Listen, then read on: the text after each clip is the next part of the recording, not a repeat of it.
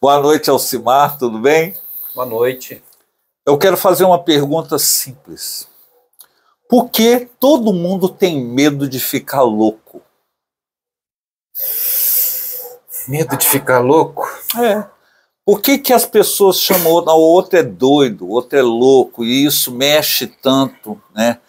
Essa questão da loucura, da doença, do sujeito ser um lesado, doido, sei lá, esquizofrênico, bipolar, paranoico, não sei. Uma pergunta não é simples assim não, né? Não? Não, é complexo. Aí você pode responder o que você quiser que tá certo.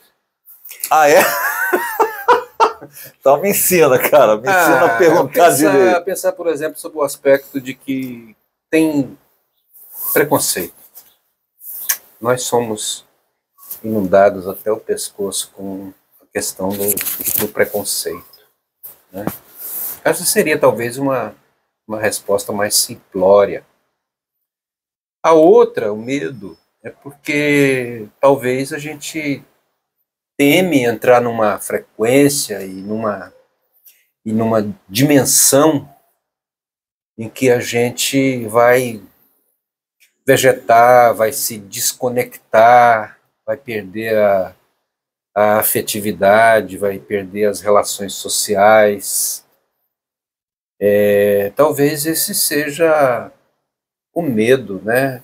Uma espécie assim de preâmbulo da morte, né? Assim como todas as pessoas, eu acredito na sua maioria, mesmo os ditos salvos, têm medo de morrer, né? Todos que são convertidos, eles se acham preparados para a eternidade, mas ninguém quer morrer. Alcimar, tá bom. Então, preconceito de raça, preconceito de sexo, preconceito de nível social, vários tipos, né? Mas o cerne do preconceito, eu queria saber de onde que vem, porque o preconceito é um conceito antes. Uhum. Então eu olho o camarada e falo assim, ele é negro, ele é pobre, ele é crente, ele é isso, ele é aquilo, tá. E a loucura?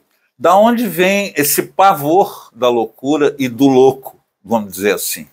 Cuidado, hein, fulano não bate bem. Acho que a gente tem que trabalhar uma questão filosófica aí, em cima da questão de que se a gente é fruto do meio ou se a gente influencia o meio. Eu acho que mais de 50% das possibilidades nós somos mais influenciados pelo meio. Porque, por exemplo, a minha infância ela foi marcada por um pessoal que veio da Bahia para o interior de Goiás para trabalhar nas plantações de algodão, tem uma riqueza muito grande em Goiás. E esse pessoal baiano, tudo era negro. E eu tive ali a oportunidade, ainda com os meus 6, 7, 8, 9 anos de idade, desenvolver as melhores amizades da minha vida. Como eu tenho saudade do neguinho, do baianão, do baianinho, todo mundo tinha apelido. Mas nos meus olhos não tinha essa identificação, por exemplo, essa diferenciação com relação à cor da pele.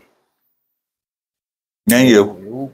Eu gostava deles, eles gostavam de mim, eu os aceitava, eles me aceitavam, a gente era amigos, a gente não conseguia voltar da escola sem escorregar nas enxurradas, depois que chovia, sem brincar de carrinho de rolemã, sem brincar daquelas bolinhas na rua, as bolotinhas, né? A cor da pele é o que menos importava? A gente não sabia que tinha essa coisa, né?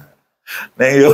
Cara, meu maior amigo de infância era o Juninho. Então, da cor da noite sem lua. Não, cara, a gente não sabia dessas coisas.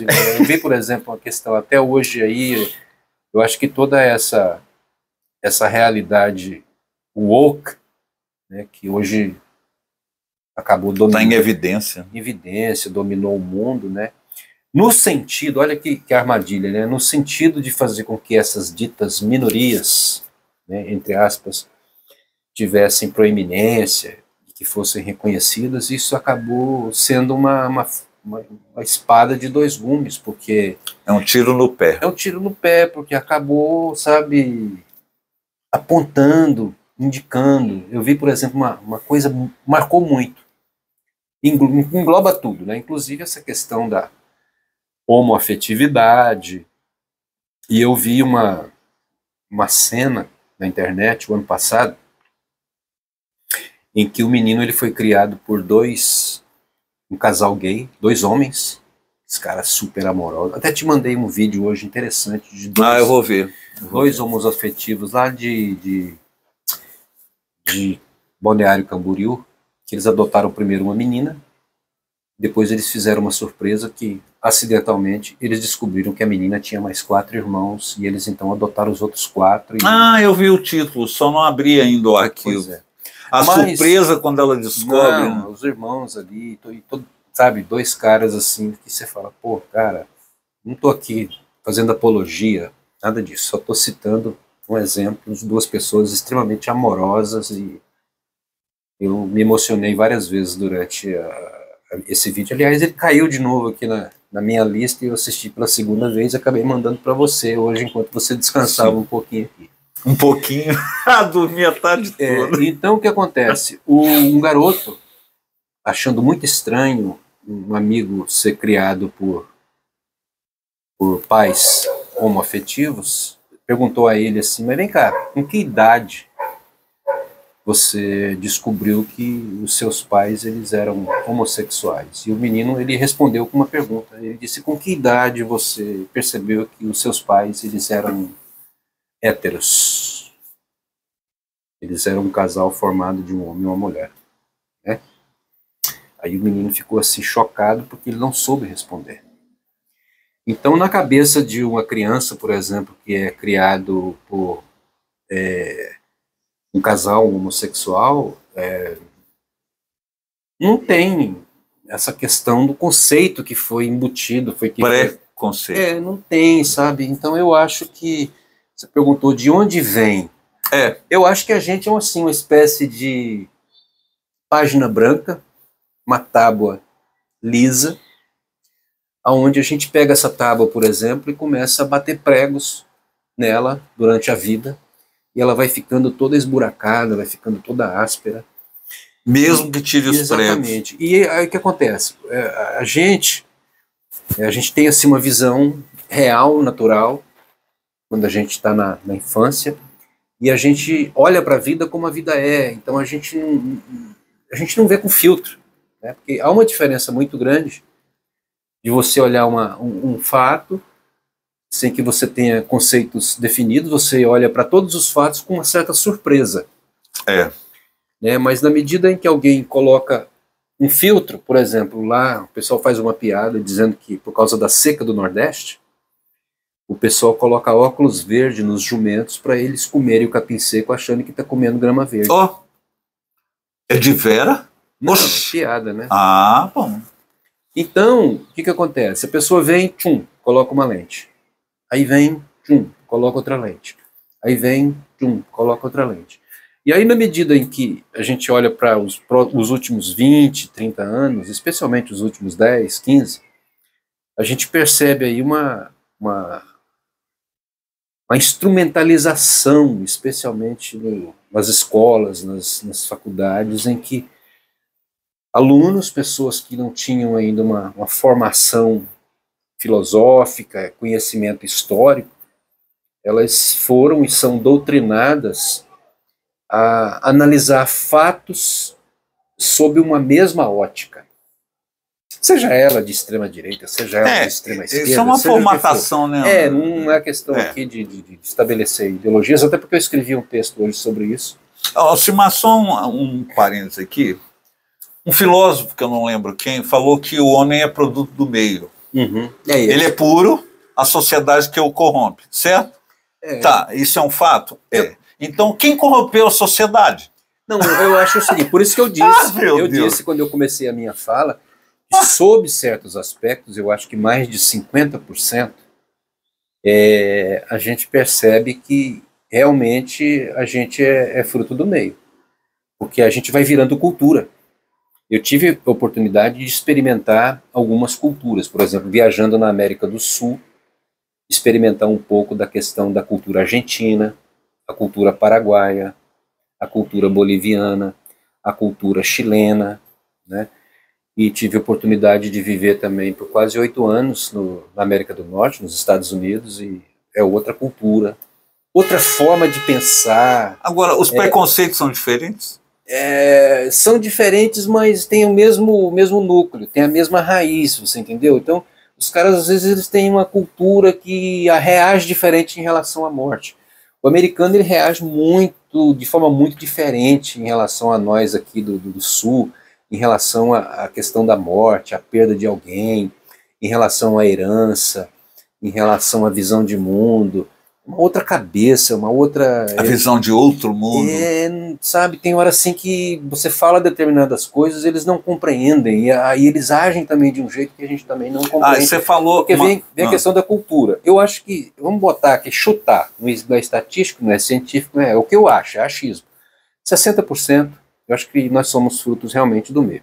Os outros 40%, eu diria que tem a ver com o nosso estado decadente e perverso. E a gente tem que necessariamente partir para essa questão da teologia. Depravação total. Cara, eu acho que final dos anos 70, um filósofo cristão chamado Francis Schaeffer, cara, criou, né, o que ele chamava de L'Abri, um gênio, que eram centros filosóficos cristãos que as pessoas iam para ali para poder tratar das suas crises existenciais, para poder serem tratadas por Deus. Ele criou, inclusive, L'Abri na Suíça e escreveu uma referência, livros. O cara assim foi um gênio, tem muitas coisas que eu discordo dele e tal, mas ele faz assim um apanhado filosófico histórico sensacional. Já morreu final dos anos 80, eu acho. E ele fez um documentário, e esse documentário, que eu acho que também é título de matérias que ele escreveu, e acho que até livros, né? E o tema era: o que mais aconteceu com a raça humana?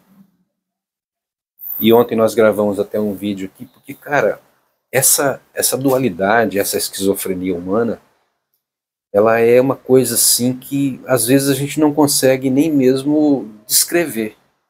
Ambivalência. Ambivalência, porque por um lado, cara, o ser humano ele é extremamente extraordinário nas questões relacionadas a descobertas, às vezes na questão de exercer até mesmo o amor.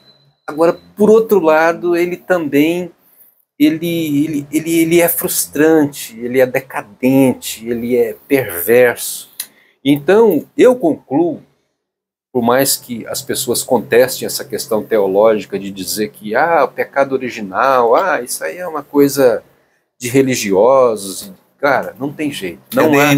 Não há uma outra explicação, cara. Quando o ser humano nasce, você já vê que aquela criança ali, ela já tem uma tendência, uma queda, semente. É uma semente ruim para o que não presta, né? O ser humano parece que ele sempre se esforça para acertar, mas erra. Ele nunca se esforça para errar e acerta.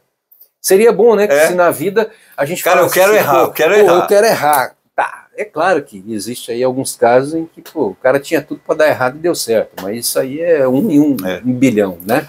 Então você tenta sempre fazer o certo e dar errado. Aí eu trabalhei montando móveis, fui marceneiro durante aí uns 7 anos. Rapaz, eu fazia todos os projetos, fazia tudo, não pode errar. Rapaz, 100% do que eu tentava e alguma coisa ia sempre dar errado. E eu falava, não, agora eu vou fazer tudo errado. Cara, e quando eu tentava fazer tudo errado na pressa, ficava tudo errado. Nunca acertava. Da onde não se espera nada aí, que não vem nada mesmo. Não, quando você não espera porcaria nenhuma, é aí que não vem mesmo, cara. Não tem como você fazer errado e dar certo. Agora, tenta fazer certo e dar errado, entendeu? Então, o que você pega? Esses 60%, eu acho que nós somos aí a expressão dessa cultura perigosa que eu descrevi um pouquinho hoje. Inevitável, né? Os outros 40%, eu acho que é essa coisa do filtro, dessa cultura de de mostrar, de julgar, de condenar. Então, por exemplo, hoje, Jairo, a internet ela está totalmente assim, devastada por um negócio que eu acho chato, pobre, que é esse tal do React. As pessoas põem ali um vídeo e expõem o nome da pessoa, e aí fica fazendo chacota, fica condenando. Faz meme. Há uma pastorada que faz recortes e põe ali e se coloca na cadeira da crítica para poder arregaçar o cara que já está arregaçado mesmo. E não, tem gente que tem sobrevive... criança de 18 anos querendo dar lição de moral na gente. Todo mundo fazendo react, e queimando reputações. E o cara já está lascado mesmo, acaba de lascar mais ainda. Então, eu acho que, voltando à questão da sua pergunta inicial, que qual que era mesmo? Você falou que era uma pergunta... Por que a gente tem medo de ficar louco? E por que a gente tem tanto pavor da loucura? Por conta dessa questão, né, cara, que sob o aspecto dessa ótica teológica que muitos até podem discordar, não tem problema, nós somos seres decadentes, e quando nós herdamos essa semente, nós fomos abalados, desestruturados, sob o aspecto físico, a gente passou a morrer. Sob o aspecto psicológico, nós somos um desastre, nós somos ultra sensíveis. Expulsos do paraíso. Estamos abertos a tudo quanto é tipo de machucaduras, de traumas, de sombras, de coisa. Sob o aspecto espiritual, fugindo, rompendo com toda a nossa ligação com aquilo que é transcendental e tentando, investindo naquilo que não presta. E então nós fomos abalados por tudo isso. Então nós fomos possuídos também, dentre tantas coisas, pelo medo. Ô Alcimar, eu faço tratamento, faço terapia há muitos anos. O problema é o seguinte, é você pegar uma régua e dizer assim, a partir daqui é louco, antes daqui é louco, aqui é normal. Cara, isso é uma das coisas mais absurdas. Não. Lógico que médicos, cientistas, pessoas assim, cientistas se debruçam sobre o assunto. Agora você põe fulano é depressivo, pá, fulano é autista, tá. Jairo, nem o mundo científico suporta essa delimitação. Porque antigamente era o quê? Era esquizofrênico. Depois deixou de ser esquizofrênico, passou a ser bipolar. Depois passou a ser TOC. Não, antes do bipolar tem o psicose maníaco-depressiva, PMD. Tinha o PMD. Aí vem a questão do TOC. Aí vem a questão dos borderline. TDAH. Daí vem TDAH. Aí vem a questão do autista, que antigamente era considerado louco também. Jesus! Então você foi dessecando, foi tentando fazer isso, e a comunidade científica faz como a teologia, porque parece que... Cria dogmas. Cria sistematização. A teologia pega Deus, por exemplo, e começa a fazer análise sobre um comportamento linear. E Deus ele é extremamente existencial, nada se repete. Pega Jesus, por exemplo, os evangelhos. Uma hora anda em cima d'água, outra hora é o barquinho, outra hora para a tempestade, uma hora cura com cuspe, a outra sem cuspe. Uma hora fala que a sua fé te salvou, a outra hora não tinha fé nenhuma e foi curado também. Ele era difícil de classificar. Cara, não dá para você classificar. No mundo das doenças gerais, especialmente as mentais e emocionais, a gente vai recorrer aos mesmos erros. Então não tem como você estabelecer essa linha divisória como se fosse um gráfico no Excel. Sim. Fazer ali uma pizza e dizer, não, daqui para cá é isso, daqui para cá é isso, daqui para cá é PMD, daqui para cá é esquizofrênico, daqui para cá surtou, daqui para cá não surtou. Ô, Alcimar, posso falar uma heresia decorrente desse tipo de raciocínio? Aqui é permitido. Alcimar, o centro da vontade de Deus é uma das coisas mais indigestas que eu escuto por aí. A vontade de Deus não tem centro nem beirada, ela é a vontade de Deus.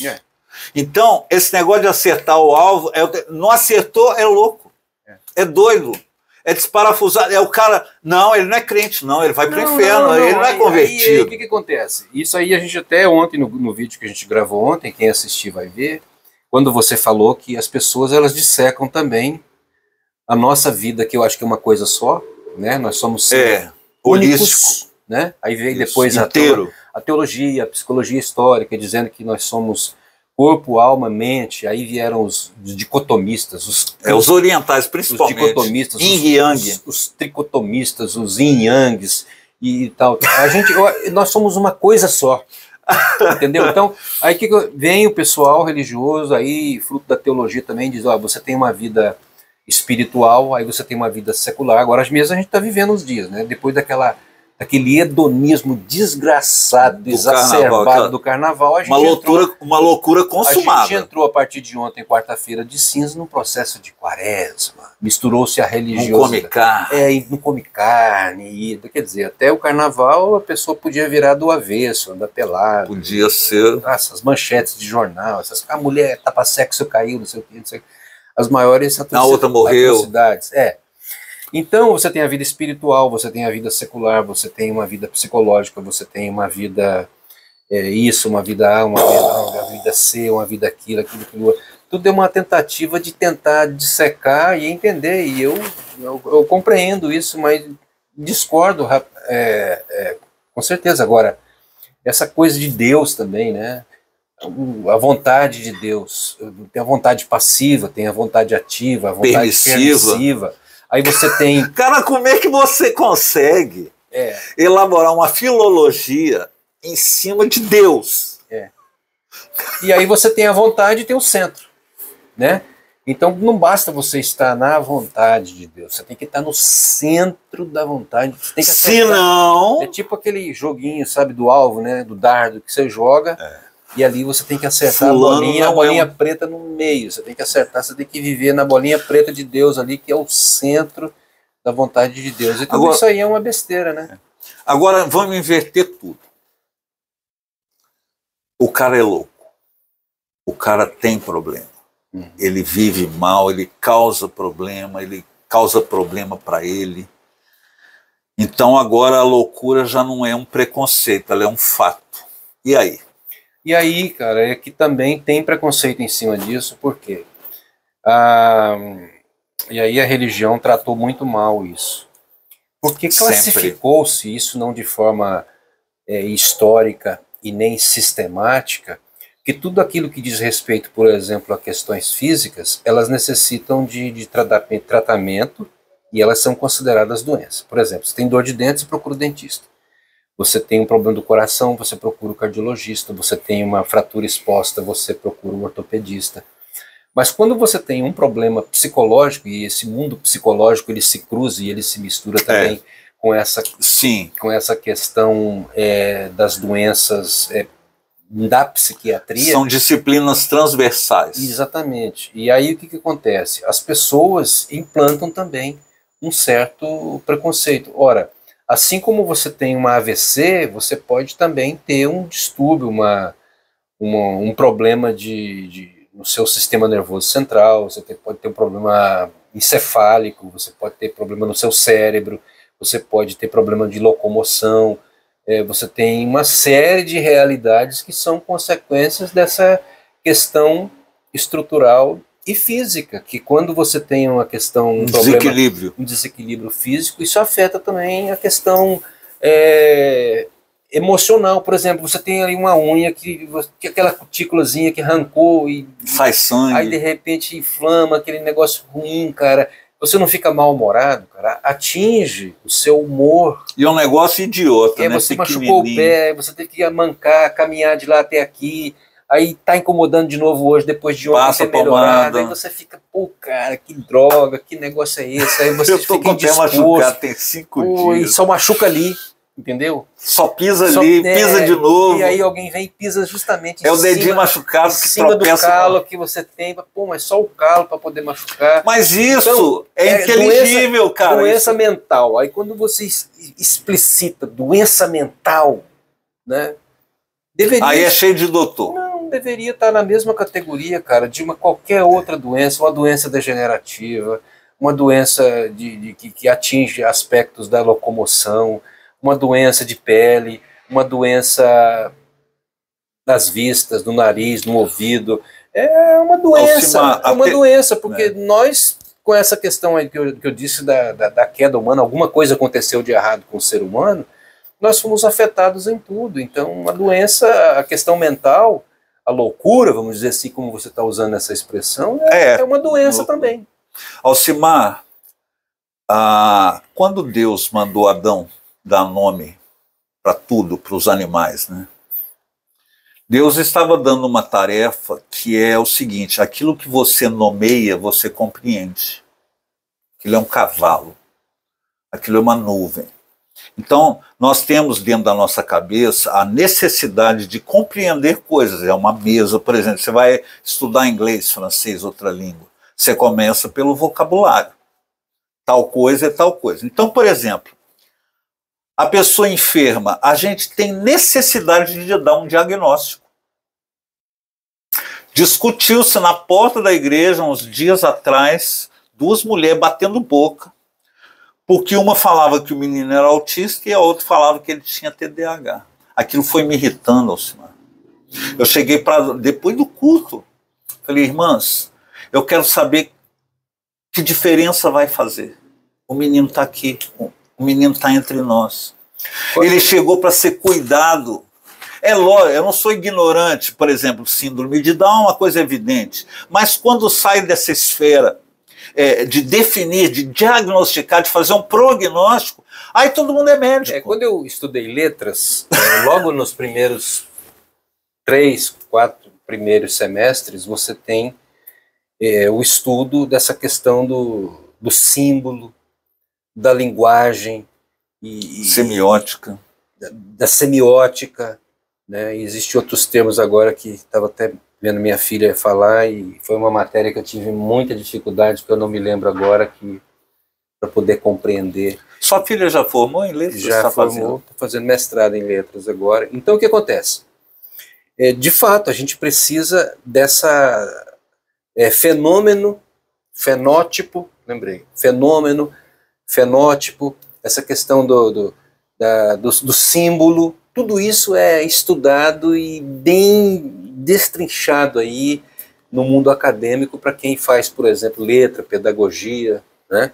Então tem razão, porque essa é a facilidade que as pessoas têm de impor um rótulo, uma nomenclatura, tudo, tanto que tudo que existe tem rótulo. Você é um cara que é publicidade. Você é da publicidade, você é um publicitário, você sabe exatamente dessa questão da marca, da logo, né, do rótulo, os vinhos. Eu sou apaixonado por vinho, não pelo vinho. Eu amo, cara, apreciar a cultura do vinho. Não.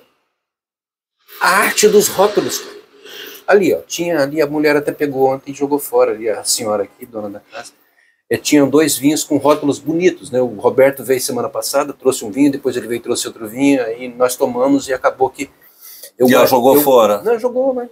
Eu fotografo, cara. Não, eu fiquei curtindo. Tem até um outro ali que está fechado ainda, que não é meu.